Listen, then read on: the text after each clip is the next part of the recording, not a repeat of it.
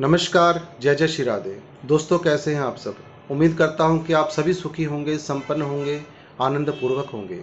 दोस्तों, आज का जो ये फलादेश है, यह चंद्र राशि पर आधारित होगा और आज मैं चर्चा करूंगा सिंह राशि की। यदि आपकी जन्म राशि सिंह है, तो आप इस भविष्य फल को सुन सकते हैं। यह जो भविष्यवाणी मैं करने जा रहा हूँ, भविष्य फल की बातें करने जा रहा हूँ, यह पूरे 2025 की होगी और 2026 के मई तक की भविष्यवाणी करूँगा। इसमें बड़े बड़े ग्रहों का परिवर्तन होने जा रहा है। सबसे पहले मैं उन ग्रहों के बारे में बताता हूँ जिनका परिवर्तन होगा, फिर आगे वह क्या करेंगे अपनी राशि परिवर्तन करने के बाद, उन चीज़ों की मैं चर्चा करूँगा। शनिदेव वर्ष के आरंभ में यानी 2025 में 29 मार्च को यह कुंभ राशि से निकल करके मीन राशि में प्रवेश कर जाएंगे। और दोस्तों, जो मीन राशि होती है, ये ज्ञान की, यानी जो मीन राशि के देवता होते हैं, ग्रह होते हैं, ये देवगुरु बृहस्पति होते हैं। यानी शनिदेव अपनी राशि से निकल करके ज्ञान के प्रकाश में चले जाएंगे। अब यहाँ पर यह पूरे 2.5 वर्ष तक रहेंगे। जैसे आपने सुना होगा कि 2.5 वर्ष तक शनिदेव एक ही राशि में रहते हैं, तो कुंभ से निकल करके जब मीन में जाएंगे, पूरा 2.5 साल इसी राशि में बिताएंगे। इसके बाद अगला परिवर्तन होगा देवगुरु बृहस्पति का। वह होगा 14 मई 2025 को, और देवगुरु बृहस्पति वृष राशि में भी विराजमान है। यह 14 मई को वृष राशि से निकल करके मिथुन राशि में प्रवेश कर जाएंगे और पूरा 1 साल तक यह मिथुन राशि में ही रहेंगे। इसके बाद 4 दिन बाद फिर परिवर्तन होगा, यानी 18 मई को। 18 मई 2025 को राहु और केतु भी अपनी राशि को परिवर्तन कर लेंगे। राहु मीन राशि से निकल करके कुंभ में प्रवेश कर जाएंगे और कुंभ राशि से निकल करके शनिदेव मीन राशि में पहुंच जाएंगे और बृहस्पति वृष में से निकल कर मिथुन में पहुंच जाएंगे। अब इसका फलादेश क्या होगा आपके लिए? क्या कुछ यह परिवर्तन आपके जीवन में करेंगे? क्या कुछ संकेत दे रहे हैं यह परिवर्तन? इन्हीं सभी बातों की मैं चर्चा करने जा रहा हूं अपनी वीडियो के माध्यम से। तो नमस्कार, मैं हूं एस्ट्रोलॉजर आशीष शर्मा और मेरे ज्योतिष चैनल एस्ट्रो 22 में आप सभी का हार्दिक अभिनंदन है, स्वागत है। दोस्तों, आज की यह भविष्यवाणी चंद्र राशि पर आधारित होगी, यानी आपकी जन्म राशि यदि सिंह है तो आप इस फलादेश को बहुत ही आराम से सुन सकते हैं और इसको समझे भी। सबसे पहले काल पुरुष कुंडली के हिसाब से बात करते हैं कि शनिदेव कहाँ बैठे हैं। शनिदेव सप्तम भाव से निकल करके अष्टम भाव में 29 मार्च को पहुंच जाएंगे। दोस्तों, सप्तम भाव जो होता है, जहाँ पर अभी विराजमान है, यह होता है दाम्पत्य जीवन का, यह होता है व्यापार का।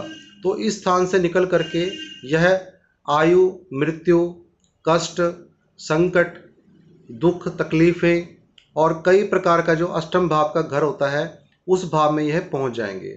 लेकिन यहाँ पर शनि का यह पक्का भाव माना जाता है काल पुरुष के हिसाब से, कुंडली के हिसाब से।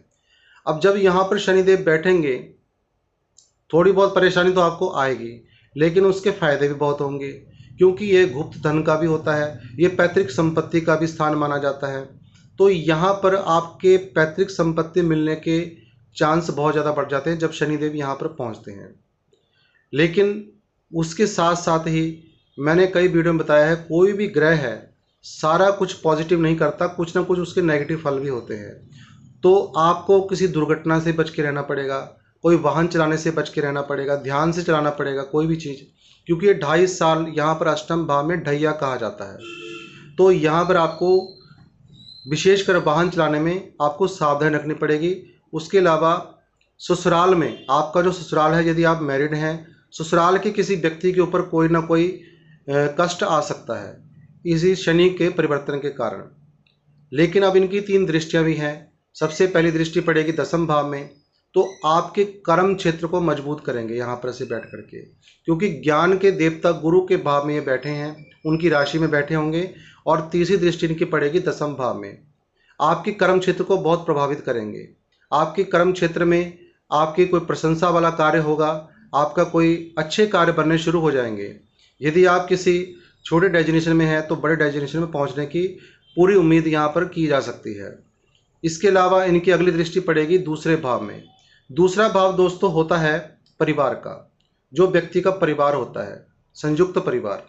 दूसरा भाव होता है वाणी का, दूसरा भाव होता है संचित धन, जो व्यक्ति अपनी मेहनत के जरिए पैसा कमाता है और उसको जमा करता है, उसकी जो जमा पूंजी होती है वो दूसरा भाव होता है। तो यहाँ पर आपकी यदि मैरिड हैं आप शादीशुदा हैं, तो आपको आपके ससुराल से सपोर्ट मिल सकती है। उस सपोर्ट के कारण आपकी जो है संपत्ति बढ़ सकती है, क्योंकि दूसरा भाव संचित धन का होता है। शनिदेव वहाँ पे बैठे हैं, दूसरे भाव को देख रहे हैं, यानी ससुराल से आपको कोई ना कोई सपोर्ट मिलने के चांस बहुत ज़्यादा बढ़ जाते हैं।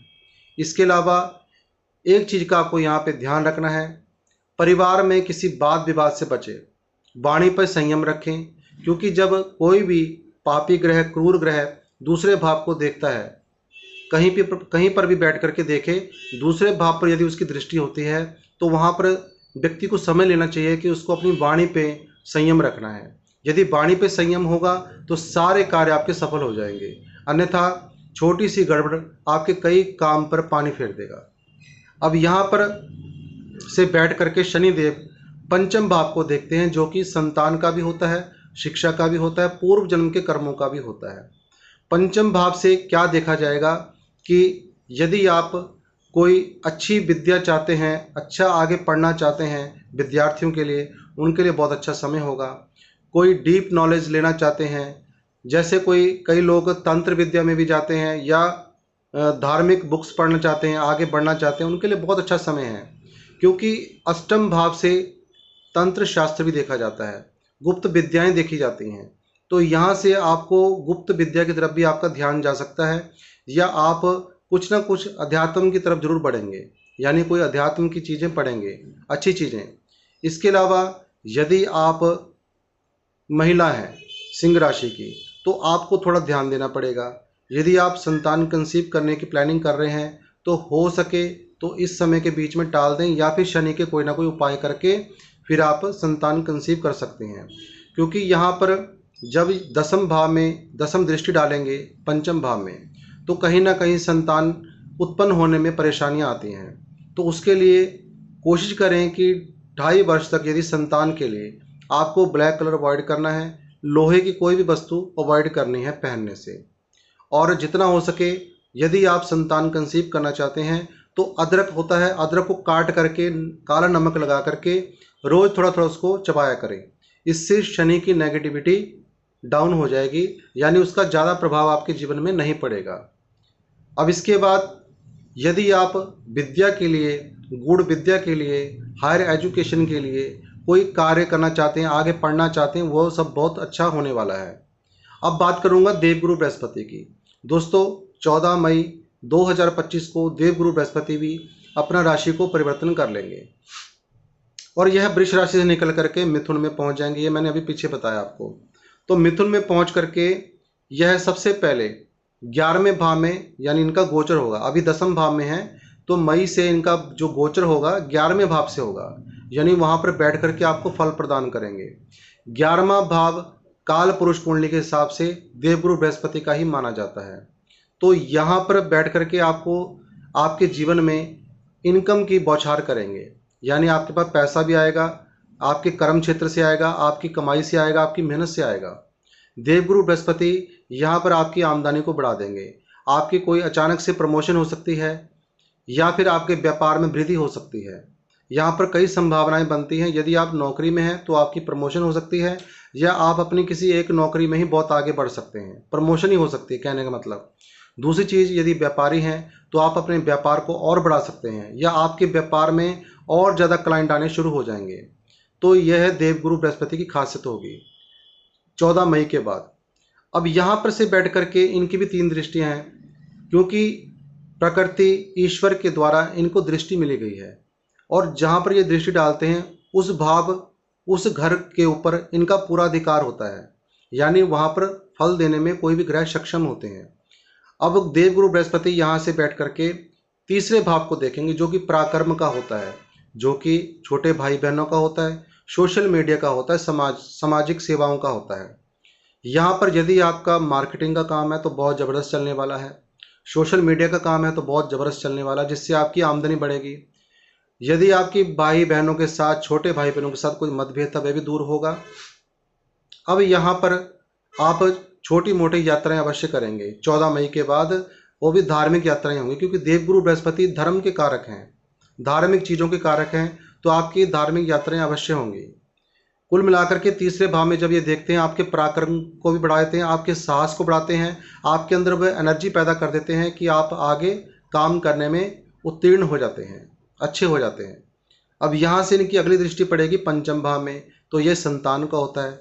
तो संतान वाले भाव में शनिदेव भी देख रहे हैं दसम दृष्टि से, तो यहाँ पर देवगुरु बृहस्पति का आशीर्वाद मिल जाएगा। तो आपका, यदि आप संतान कंसीव करना चाहते हैं तो कर सकते हैं, लेकिन जो मैंने सावधानी बताई है वह करके देवगुरु बृहस्पति आपके संतान के लिए अच्छा प्रभाव डालते हैं। और यदि आप विद्यार्थी हैं तो ज्ञान के देवता जब पंचम भाव में देखेंगे तो आपके ज्ञान में वृद्धि करेंगे। यदि आप अपनी शिक्षा के बल पर आगे बढ़ना चाहते हैं तो बहुत अच्छा समय होगा 2025 का साल और अगले साल के मई तक, पूरा एक वर्ष। इसके बाद इनकी अंतिम दृष्टि पड़ेगी सप्तम भाव में। दोस्तों, सप्तम भाव में आगे जाके मैं राहु की बात करूंगा। राहु बैठे होंगे और वहां पर देवगुरु बृहस्पति की दृष्टि पड़ेगी। सप्तम भाव होता है दाम्पत्य जीवन का। तो राहु के कारण जो भी दिक्कतें आपको आएंगी अपने दाम्पत्य जीवन में या आपके व्यापार में या साझेदारी में, साझेदारी का व्यापार होता है, यदि आप साझेदारी के व्यापार में हैं उसमें भी कोई परेशानी आएगी तो देवगुरु बृहस्पति उसको दूर करेंगे। कुल मिलाकर के देवगुरु बृहस्पति का गोचर आपके लिए बहुत ही शुभ होगा। अब अंतिम बात करूंगा राहु की।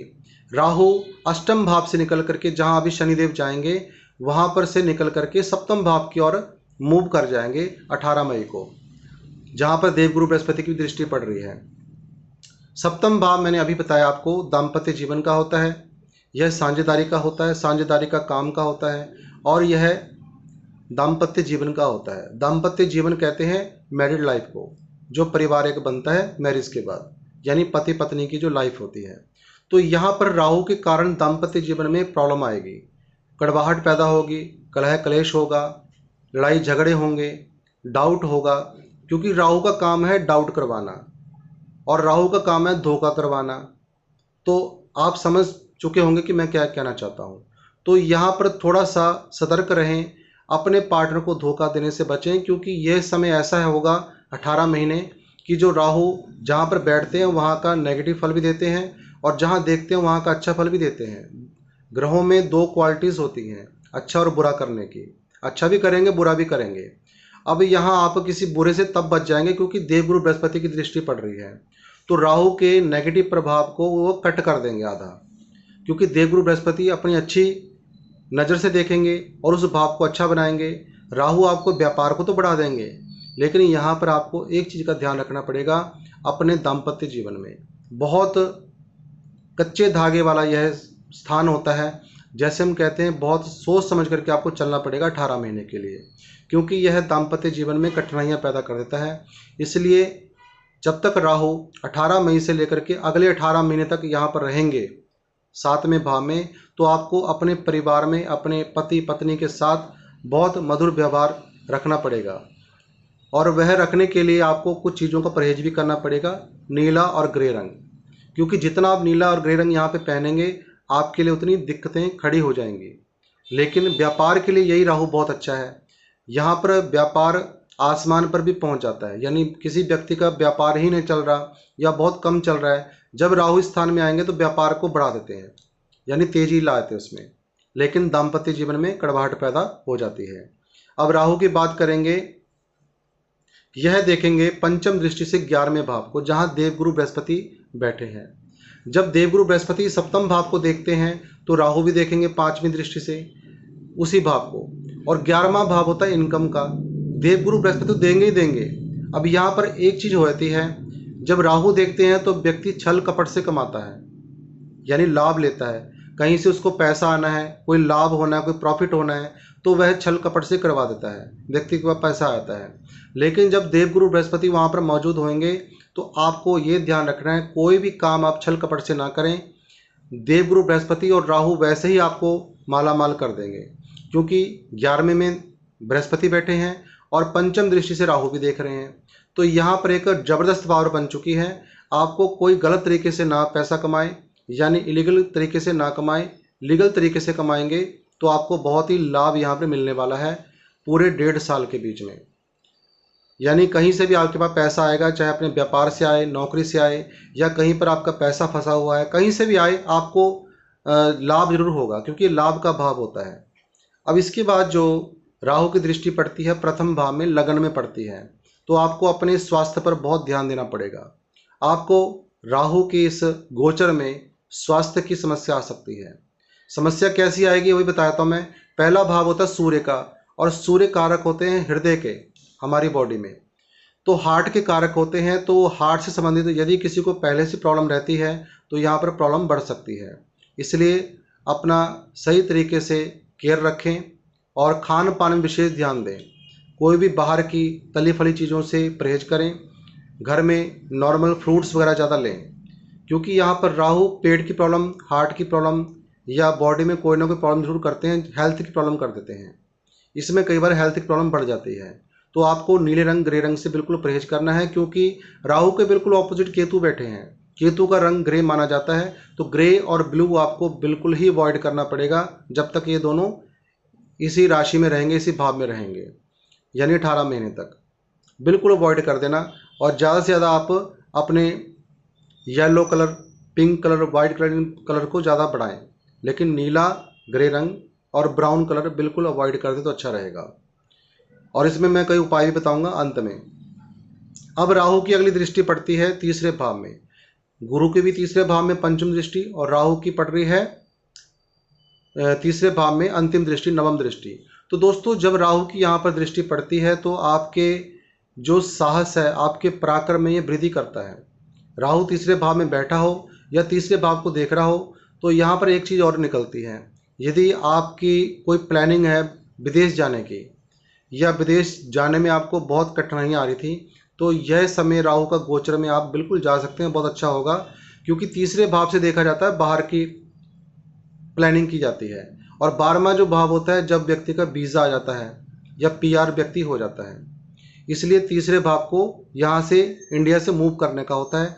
तो आप जाने की यदि प्लानिंग कर रहे हैं, जो कि आपकी रुकावट आ रही थी, वह रुकावट दूर हो जाएगी। लेकिन यहाँ पर छोटे भाई बहनों के साथ मतभेद से बचें। गुरु आपको उस मतभेद से बचाएगा।